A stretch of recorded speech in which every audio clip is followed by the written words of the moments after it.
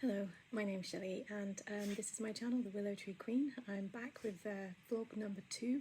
I thought I would show you some things that I've made recently. I've had a busy Easter weekend. We got 4 days off in the UK.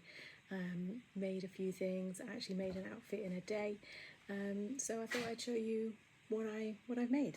So the first thing that I made was a pair of trousers. There's a huge influx of stuff on social media recently about trousers with the release of the Safiya pattern from Tilly and the Buttons, which is a wide leg trouser.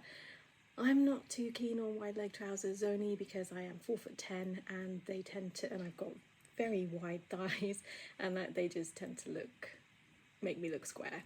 So I did decide to make the make it simple Safiya trousers. But I have tapered the legs in a bit to make them a little bit less wide. I've made them before, and if you make them in a lightweight fabric, they sort of tend to act like a skirt, so it's not as obvious that they are wide leg. I think the stiffer fabric, it just doesn't work for me. So what I've used is it is actually a stiffer fabric. It's a cotton that I got from Sarah at Simple Life Fabrics. As you can see, I like this colour, so and I don't know if it's obvious, but I've tapered the leg somewhat so it's not straight down from my thigh, which makes them still slightly wide leg, but not quite so billowy. And I bought these were both Remnants actually from Sarah at Simple Life, and I just thought these two went really nicely together. Probably just me, but so I made this Donny shirt using this Nerida Hansen fabric. I had slightly less than 1.5 meters of this. So I made it, the pattern, to the length as it is in the pack of the Donny shirt from Friday Pattern Company. I do find it's quite cropped even for someone of 4'10" height. So I'm not too, it would look nice with a skirt, but I'm not sure about wearing it with the trousers. I'm too self-conscious about my stomach, but I love this fabric and it's so lovely. My sewing machine hated it though, and I think I need to look up the needles that I use. So there it is on the back. It's really pretty, love the bright colours. What I'm wearing today actually is double gauze that I got also from Sarah at Simple Life, and it's just a duplication I made of a dress from a sea salt Cornwall. Which I can't find. It's somewhere in my wardrobe, but I can't find it right now. And I just duplicated it by tracing over the dress and creating pattern pieces. And because the original dress is a jersey and this is a double gauze, I just added some extra seam allowance to allow it to go over my head. And I just got another one of my dinosaur cardigans from Cider. So that was the first thing I made. I managed to make both the trousers and the shirt in a day, which I was quite impressed with myself for doing, but I'll be honest, I do start quite early and then I'll sew until the evening, until dinner time, so it was a full day's work, but it was great to do it. And then on the Saturday I cut out my bonny blouse from Sew Over It, which I bought at the Stitch Festival, and I took the pattern out of its pack and traced my size. I don't normally trace, I am a cutter actually, but this time I decided to trace it because I wasn't quite sure about the sizing and if it would fit me, only because I am very wide at the hip. So I traced it out and I looked at the pattern piece. I'm just trying to get it out for you now. So this is the top front pattern piece. As you can see, it's weird looking. And then when you fold the pieces in the way it's supposed to be sewn, it starts to make a bit more sense. So you see the neck lines up, and that's what it's supposed to look like. I was so confused in making this. The instruction booklet is a bit light on information. I think it's just, I couldn't follow it. So I actually went on the Sew Over It website and downloaded paid for, and downloaded a short video which was supposedly explaining how to do the button placket and the pleats. It was only £5, but I was a bit disappointed in the video. It only showed you the first pleat, not the ones when the pattern gets complicated like here. It doesn't show you how to do this one, it just shows you the first one, which is in my mind the simplest. And then it only showed you the right hand side button placket, not the left hand side. And you actually have to cut a piece off for the left hand side. So it would have been useful if the video had showed both sides button placket and also all of the pleats and how they end up looking, not just the first pleat. So I was a little bit disappointed that I spent £5, because normally what I would do is go on YouTube, find someone who's made it, and then follow them along. And I have a habit, I think, of picking patterns that aren't as popular anymore as they used to be, so it's hard to find people that have done it. But I'm actually going to see if I can be fancy and actually put some pictures in somewhere of what this looks like on. But this is the dress. It's got an elasticated channel in the seam allowance between the top and the skirt.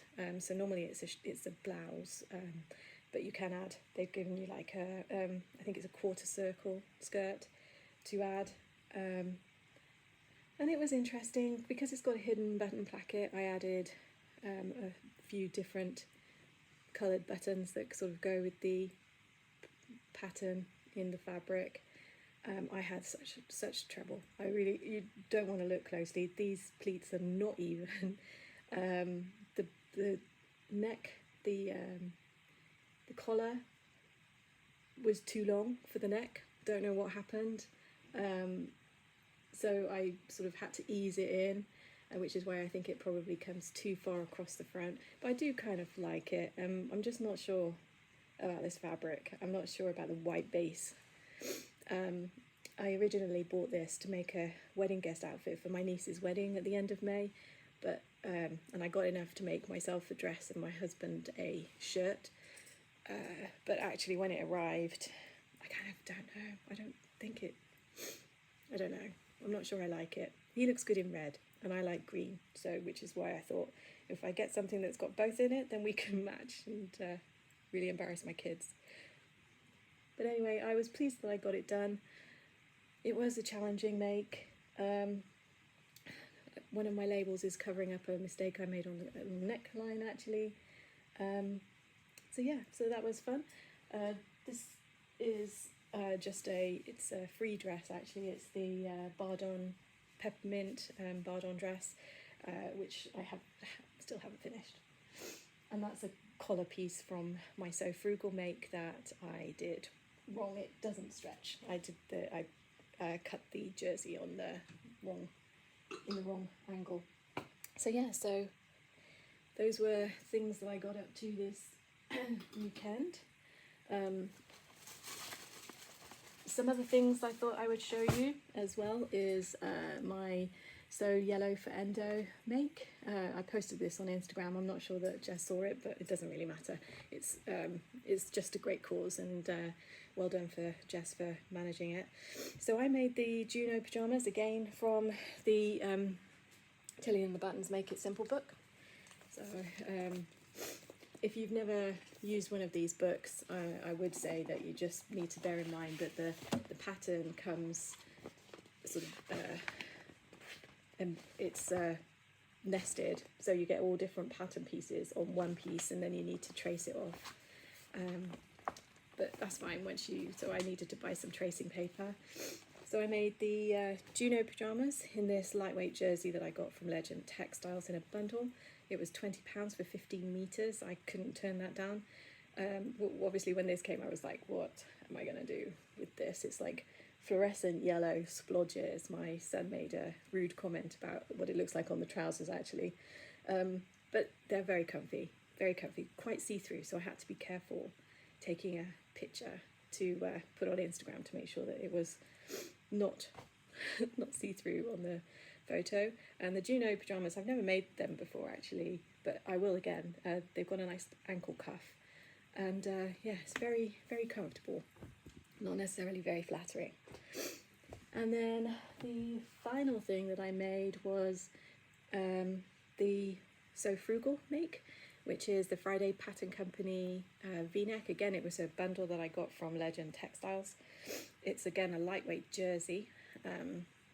The Sunday v-neck is quite hard to find. It's not in their list of patterns, I've noticed. It's like in a blog post, so I've linked it in my description down below, along with everything else that I've talked about. And then you'll see I had a, you can't really see, but you'll see here in the neckline, I love pointing out my mistakes, but as I was doing this, I was trying really carefully to go around the neck, and it just jumped. But honestly, I don't really care.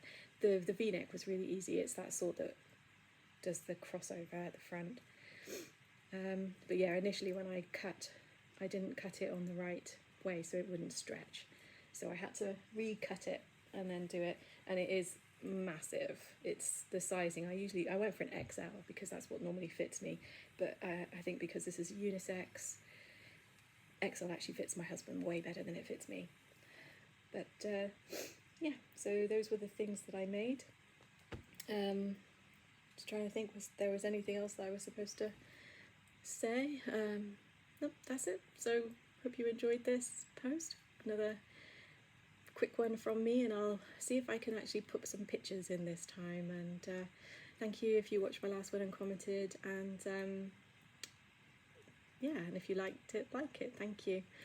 Bye.